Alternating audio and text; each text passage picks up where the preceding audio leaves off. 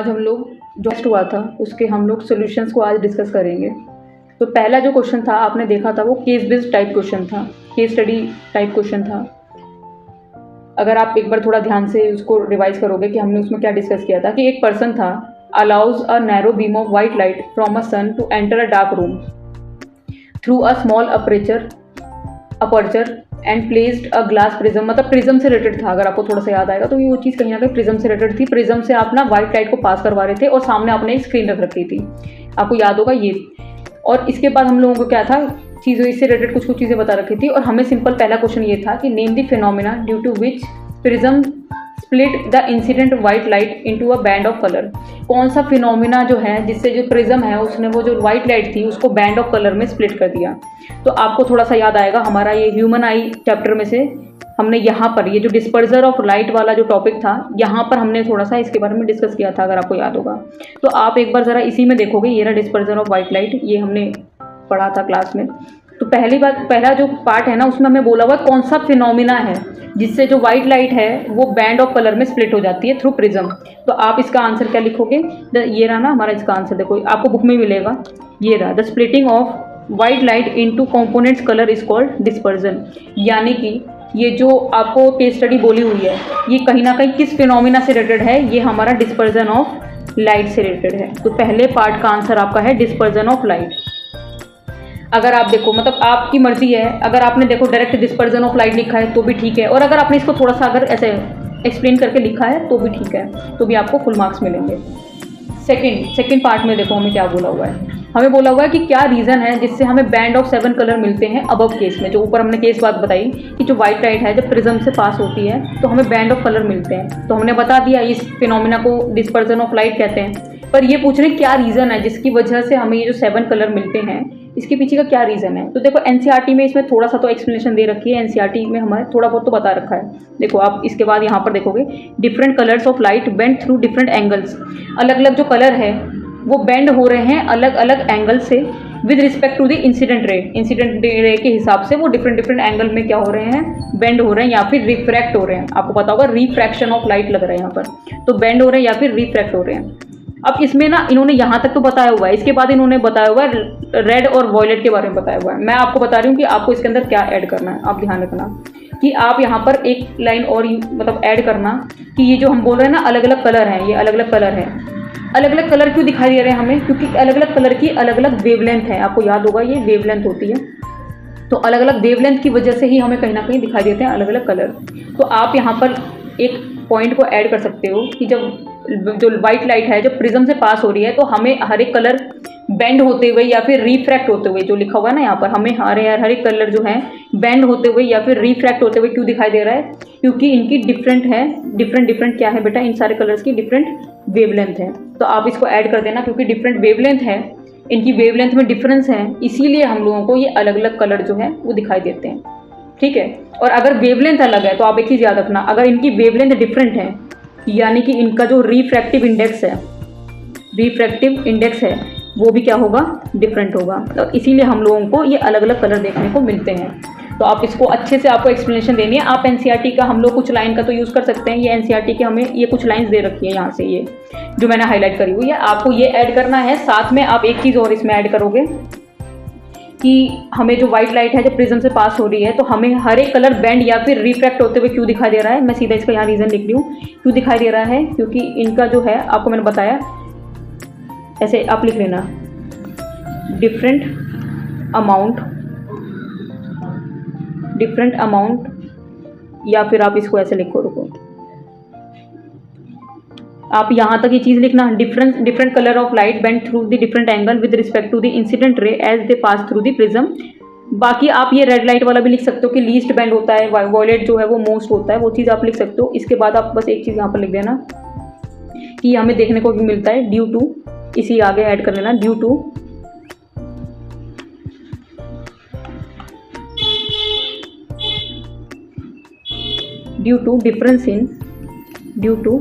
difference in their wavelength, due to difference in their wavelength में difference है, इसीलिए हम लोगों को ये जो है लाइट जो है वो अलग अलग रिफ्रैक्ट होते हुए दिखाई दे रही है, अलग अलग कलर दिखाई देते हैं।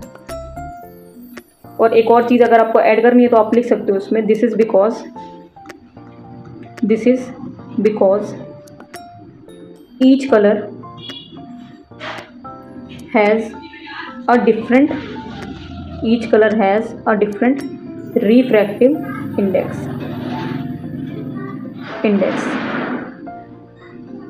in the glass, क्योंकि हम लोगों को अलग अलग इसमें रिफ्रैक्टिव इंडेक्स अलग अलग होता है। रिफ्रैक्टिव अलग अलग इंडेक्स होने की वजह से ही हमें बैंड ऑफ कलर दिखाई देते हैं। ठीक है, कुछ देखो एनसीईआरटी में कुछ चीज़ें दे रखी हैं, ये हम लोगों को हमेशा क्वेश्चन बुक में से उठा कर ही देते हैं। बुक का टॉपिक ही उठा कर दिया है आपको, और देख लो आपको आंसर भी बुक में ही मिलेंगे। पर कुछ चीज़ें जो हमें इसमें लिखनी पड़ेंगी, क्योंकि कुछ चीज़ों को ना एनसीईआरटी ज़्यादा अच्छे से एक्सप्लेन नहीं करती, तो वो चीज़ें आपको ऐड करनी पड़ेगी। बाकी यही आपका इसका आंसर है। तीसरे वाला जो अगर आप देखोगे ना, थर्ड क्वेश्चन जो इसमें जो थर्ड पार्ट था, उसमें हमें बोला हुआ है इसमें, explain with the help of an ray diagram experimental arrangement to show the recombination of the spectrum of a white light. अब यहाँ पर थर्ड पार्ट में अगर आपने ये जो मैं अभी अगर आपने थर्ड पार्ट में ये वाला, ये जो दो प्रिज्म है, एक सीधा है और एक इन्वर्टेड प्रिज्म है, अगर आपने ये वाला ड्रॉ करा है तो आपको इसमें फुल मार्क्स मिलेंगे, क्योंकि आपको यही बनाना था। अब बाकी अब इसकी एक्सप्लेनेशन लिखना चाहते हो तो बिल्कुल लिख देना। तो थर्ड पार्ट का आंसर है हमारा ये जो हमारे दो प्रिज्म है और इनसे जो लाइट रिफ्लेक्ट हो रही है, एक सीधा रखा है, एक इन्वर्टेड रखा है। ठीक है, बाकी आप इसकी एक्सप्लेनेशन चाहते हो तो यहाँ से आप इस चीज़ को लिख सकते हो, ये भी मैंने हाईलाइट कर रखी है, इसको आप ऐड कर सकते हो इसमें से। अब इसके बाद क्या है, फॉर्मेशन ऑफ रेनबो है। फॉर्मेशन ऑफ रेनबो जो है वो तो आपका ये पूरा पैराग्राफ यहाँ पर दे ही रखा है, और आपको ये जरूर बनाना है, ये जो आपको यहाँ पर डायग्राम दे रखा है रेनबो फॉर्मेशन का। अगर आप आंसर में एक्सप्लेनेशन लिख रहे हो तो ये भी आपका ज़रूर आप लोगों को लिखना है। ठीक है, ये रेनबो से लेके यहाँ से ऑब्जर्वर आई तक। मेन आप ध्यान रखना कि जो रेनबो फॉर्मेशन वाली चीज़ भी है, कहीं ना कहीं ये भी है, तो ये किस फिनोमिना से आपको देखने को मिल रहा है। It is caused by dispersion of sunlight. ध्यान रखना, ये आप ऐड इसको करना कि ये हमें देखने को मिल रहा है, या फिर ये हो कैसे पा रहा है, डिस्पर्जन ऑफ सनलाइट से हो रहा है बाय टाइनी वाटर ड्रॉपलेट्स। ठीक है, जो कि हमारे एटमॉस्फेयर में प्रेजेंट है, वहाँ पर डिस्पर्जन ऑफ सनलाइट हो रहा है, उसकी वजह से हमें रेनबो फॉर्मेशन देखने को मिल रहा है। ठीक है, अब इस यहाँ पर एक और इंपॉर्टेंट चीज़ बता रखी है, जो वाटर ड्रॉपलेट होते हैं वो एक स्मॉल प्रिज्म की तरह ही एक्ट कर रहा है। व्हाइट लाइट जा रही है, आप खुद सोचो ना, प्रिज्म क्या कर रहा है, प्रिज्म से व्हाइट लाइट जा रही है, व्हाइट लाइट क्या हो रही है, स्प्लिट हो रही है। वही सेम वाटर ड्रॉपलेट यहाँ पर वही प्रिज्म का काम कर रहा है। अब वहाँ से व्हाइट लाइट जा रही है तो उससे ही आपको बैंड ऑफ कलर देखने को मिल रहे हैं। तो दे रिफ्रैक्ट होते हैं, डिस्पर्स होते हैं, फैलते हैं the incident sunlight and then reflected it internally. Reflect होता है पर इंटरनली रिफ्लेक्ट होता है, and finally reflect it again, मतलब रिफ्लेक्शन होता रहता है, बार बार रिफ्लेक्शन होता रहता है। अब आपको यहाँ पर एक इंपॉर्टेंट पॉइंट याद रखना है कि जो आपको ऐड करना ही करना है इसमें, due to dispersion of light and internal reflection. ये दो फिनोमिना हैं जो रेनबो फॉर्मेशन जिसकी वजह से हो पा रहा है। एक है डिस्पर्जन ऑफ लाइट, क्योंकि लाइट फैल रही है। दूसरा है इंटरनल रिफ्लेक्शन की वजह से, जिसकी वजह से ही जो ऑब्जर्वर है, हम लोगों को वो रेनबो फॉर्मेशन देखने को मिल रहा है। तो आपको कुछ भी करके ये कुछ चीज़ों को इसके अंदर ऐड करना ही है, और ये जो हमारा यहाँ पर इसका जो डायग्राम एनसीईआरटी में गिवन है, इसको तो बनाना ही है हम लोगों को। ठीक है, तो ये हमारा पहला क्वेश्चन था। देखोगे तो आप बिल्कुल बुक से ही हमें कॉपी पेस्ट करके सीधी चीज़ दे रखी है, बस हम लोगों को क्या करना है, थोड़ा सा लिखने पे फोकस करना है कि क्या लिखना है इसमें, आप बस उस पर फोकस करो बेटा। ठीक है, चलो अब हम लोग अगला क्वेश्चन पढ़ते हैं। सेकंड जो क्वेश्चन है वो आपका कंट्रोल एंड कोऑर्डिनेशन से। तो बेटा देखो, सेकंड क्वेश्चन है हमारा। सेकंड क्वेश्चन में कह रहे हैं कि जो प्लांट है, ना ही उनके पास नर्वस सिस्टम होता है, ना ही मसल्स होती हैं, इसके बाद भी वो अपने आसपास के स्टिमुलाई के हिसाब से रिस्पॉन्ड करते हैं। और फिर आपको एग्जाम्पल दे रखा है टच मी नॉट प्लांट, यानी छुई मुई के प्लांट के, मतलब पौधे के बारे में बता रखा है। तो आपको पहले पार्ट में पूछा गया है, how is the information communicate in touch me not plant. अगर इनके पास ये सब चीज़ें नहीं हैं तो फिर भी इनकी इन्फॉर्मेशन एक जगह से दूसरी जगह कैसे पहुंच रही है, हमसे पूछ रहे हैं। तो अगर आप देखोगे आपके एनसीईआरटी में ये टॉपिक है इमीडिएट रिस्पॉन्स टू स्टिमुलाई। ये कहीं ना कहीं क्वेश्चन यहाँ से उठा के दिया गया है हमें। और यहाँ पर आप देखो तो इसमें यहाँ पर लिखा हुआ है, जो मैंने ब्लू से ये हाईलाइट करा हुआ है, ये the plants also uses electrical chemical means to convey this information from cell to cell. Plants जो होते हैं वो आप बोलो कि इलेक्ट्रिकल केमिकल मीन्स का यूज़ करते हैं, जिससे वो कन्वे करते हैं इंफॉर्मेशन एक सेल से लेकर दूसरे सेल तक। ठीक है, हालांकि इनके पास कोई वेल डिफाइंड कोई अच्छा सा स्ट्रक्चर या कुछ चीज़ें स्पेशलाइज्ड टिश्यू नहीं होते, पर फिर भी इनके अंदर कंट्रोल एंड कोऑर्डिनेशन तो होता ही है। तो वो किसके थ्रू हो रहा है, ध्यान रखना, आपको लिखना है electrical chemical means to convey the information from cell to cell. ठीक है, ये हम लोगों को लिखना था। फर्स्ट पार्ट का आंसर ये है। सेकेंड पार्ट का आंसर क्या रहा है, what enable the cell, plant cell to bring out the observable response. तो आप ध्यान रखना, प्लांट्स में कोई ऐसा सच आपको बहुत ज़्यादा चीज़ें देखने को नहीं मिलेगी। आपको क्या देखने को मिल सकता है प्लांट्स के अंदर, उनकी सेल के अंदर शेप जो है वो उसमें चेंज देख सकते हो आप ज़्यादा से ज़्यादा। अगर आपको कोई ऑब्जर्वेबल चेंजेस देखने हैं, अगर आपको कोई चेंजेस देखने हैं तो आप उनकी आप बोलो शेप के अंदर चेंज थोड़ा बहुत देख सकते हो। तो यहाँ पर हमारी एनसीईआरटी में ही ये वाला पॉइंट देखो, यहाँ पर plant cell change shape by changing the amount of water in them. मतलब प्लांट सेल के अंदर जितना पानी है उसके हिसाब से वो शेप को चेंज कर देते हैं। अगर देखो ज़्यादा पानी है, ये आप क्लास 9 में पढ़ चुके हो, अगर उसके ज़्यादा पानी होगा तो उसकी जो सेल है वो क्या कर जाएगी, स्वेल हो जाएगी, और अगर पानी कम है तो श्रिंक कर जाएगी। तो ये कुछ ना कुछ आप बोलो कि ऐसे चेंजेस हैं जो हम ऑब्जर्व कर सकते हैं प्लांट के अंदर। तो सेकेंड पार्ट का हमारा जो आंसर है वो ये है। अब थर्ड पार्ट का आंसर क्या करें, differentiate the movement mention above from the movement of tendril in a P plant. तो ये जो ऊपर कह रहे हैं, ये जो मूवमेंट आपने बताई है और एक जो दूसरी मूवमेंट बता रखी है, movement of tendrils in P plant, ये दोनों को आपको डिफरेंशिएट करना है। तो इसका आंसर मैंने इस तरीके से लिख दिया यहाँ पर। तो हमें क्या करना है, दो चीज़ों को हम लोगों को कंपेयर करना है। एक तो आपको पता है जो पूरा हम लोगों को क्वेश्चन दे रखा है वो किसकी रिलेटेड दे रखा है, टच मी नॉट प्लांट को दे रखा है। दूसरा आपको बोल रहे हैं, खुद बोल रहे हैं कि टेंड्रिल्स इन पी प्लांट जो है, इन दोनों चीज़ों को आपको क्या करना है, कंपेयर करना है। तो दोनों के बारे में हमने लिखना है। तो आपको पता है कि टच मी नॉट प्लांट है, उसकी जो ग्रोथ है वो इंडिपेंडेंट ग्रोथ होती है, पर दूसरी तरफ अगर हम पी प्लांट की बात करें, टेंड्रिल्स इन पी प्लांट की बात करें, वहाँ पर जो ग्रोथ है वो डिपेंडेंट होती है। तो देखो सेकंड में क्या कह रहे हैं, it does not takes place in the direction of stimuli. तो जो movement in touch me not plant होती है वो ज़रूरी नहीं है कि जहाँ पे स्टिमुलस आ रहा है वहीं पर मूवमेंट होगी, पर अगर आप टेंड्रिल्स इन पी प्लांट की बात करो तो वहाँ पर ऐसा ही होता है कि जहाँ स्टिमुलस जहाँ से आ रहा है वहीं पर मूवमेंट भी होती है।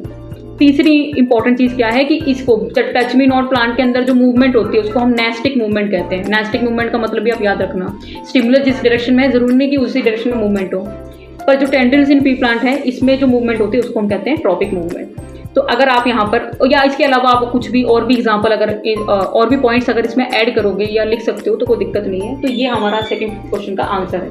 ध्यान रखना, आप क्वेश्चन हमारे एनसीईआरटी से ही आ रहे हैं, बस कुछ जगह पर हमें मॉडिफिकेशन करनी पड़ रही है, कुछ जगह पर हमें एज इट इज आंसर मिल रहा है। अब आ जाते हैं हम लोग थर्ड क्वेश्चन पे। थर्ड क्वेश्चन है हार्मोन वाला। तो थर्ड क्वेश्चन में सबसे पहले आपको कह रहे हैं डिफाइन करो हार्मोन को। तो हार्मोन को आपको डिफाइन करना है। तो हार्मोन क्या होते हैं, हार्मोन क्या होते हैं बेटा, केमिकल मैसेंजर्स होते हैं, या फिर आप बोलोगे केमिकल सब्सटेंस होते हैं जो क्या करते हैं, रेगुलेट करते हैं बॉडी के फंक्शंस को। रेगुलेट करने का मतलब है कि बॉडी के फंक्शंस को करने कहीं ना कहीं आप बोलो कि करवा रहे हैं, कम भी हो सकता है ज़्यादा भी हो सकता है, जो भी चीज़ें होंगी तो रेगुलेट कर रहे हैं ये। तो जो हार्मोन्स है वो बायोकेमिकल सब्सटेंस भी कहा जाता है, उनको बायोकेमिकल सब्सटेंस भी कहते हैं। Produced in one part of the body, ये किसी एक बॉडी के पार्ट पे प्रोड्यूस होते हैं और फिर ये जाते हैं टारगेट ऑर्गन पे, जहाँ पर मेन इनको जाना है टारगेट ऑर्गन या टिश्यू पे, और वहाँ पर जाकर ये क्या करते हैं, रेगुलेट करते हैं बॉडी के फंक्शंस को।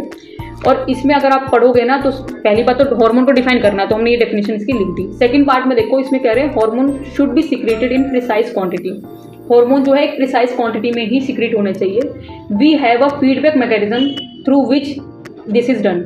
तो प्रिसाइज क्वांटिटी में ही हमारे बॉडी के अंदर आप बोलो हार्मोन्स सिक्रेट होते हैं। तो हमारी बॉडी के अंदर एक फीडबैक मैकेनिज्म होता है जिसकी वजह से ये चीज़ होती है।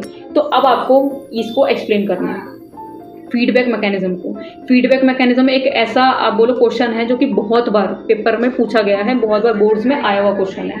और सबसे बढ़िया फीडबैक मैकेनिज्म में एक ही चीज़ आती है, अब ध्यान रखना, आपको हमेशा एग्जाम्पल लिया जाता है इंसुलिन का। बाकी आप और भी किसी हार्मोन का एग्जाम्पल ले सकते हो, पर सबसे बढ़िया यही रहता है। इंसुलिन का एग्जाम्पल लेते हैं हम लोग मोस्ट ऑफ द टाइम। तो देखो इसमें क्या होता है कि अगर ब्लड शुगर लेवल, अगर हमारे ब्लड में शुगर लेवल जो है वो अगर राइज हो रहा है, बढ़ रहा है, तो ये चीज़ ना हमारे पैनक्रियास के जो सेल्स होते हैं ना वो इस चीज़ को डिटेक्ट कर लेते हैं। डिटेक्ट करने के बाद क्या है, वो इसके रिस्पॉन्स में क्या करते हैं, वो इंसुलिन का प्रोडक्शन बढ़ा देते हैं। इंसुलिन का प्रोडक्शन बढ़ा देते हैं, जिससे क्या है, इंसुलिन का अगर प्रोडक्शन बढ़ेगा तो वो क्या करेगा, वो ब्लड शुगर लेवल को कम कर देगा। इंसुलिन हार्मोन का काम यही है, ठीक है। आपने देखा होगा कुछ डायबिटिक पेशेंट होते हैं, उनको इंसुलिन के इंजेक्शन दिए जाते हैं, वो यही रीज़न है, ठीक है।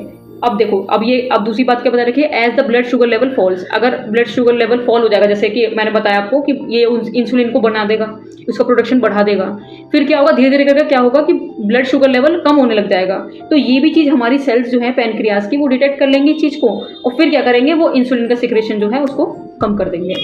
इसी को कहते हैं हम लोग फीडबैक मैकेनिज्म। हमारे जो सेल्स हैं, ये जो जैसे इंसुलिन का एग्जांपल लिया, तो पैनक्रियाज की जो सेल्स है वो अपने आप इस चीज़ को डिटेक्ट कर लेते हैं कि कहाँ पर भाई ठीक है इंसुलिन की जरूरत पड़ रही है, उस हिसाब से उसको प्रोडक्शन बढ़ा दिया, और अगर नहीं है मतलब ठीक ठाक लेवल हो गया तो अब वो कम कर देंगे उसको प्रोडक्शन। इसको लेके एक आपको फीडबैक मैकेनिज्म का वो बनाना पड़ेगा, फ्लो चार्ट, जो कि मैं आपको भी बताती हूँ। ठीक है बेटा, हम लोगों ने डिस्कस किया इंसुलिन का एग्जांपल लेके, हमने फीडबैक मैकेनिज्म को डिस्कस किया। अब देखो फीडबैक मैकेनिज्म को ड्रॉ करके बताना है, तो इस तरीके से आप उसको बता दोगे।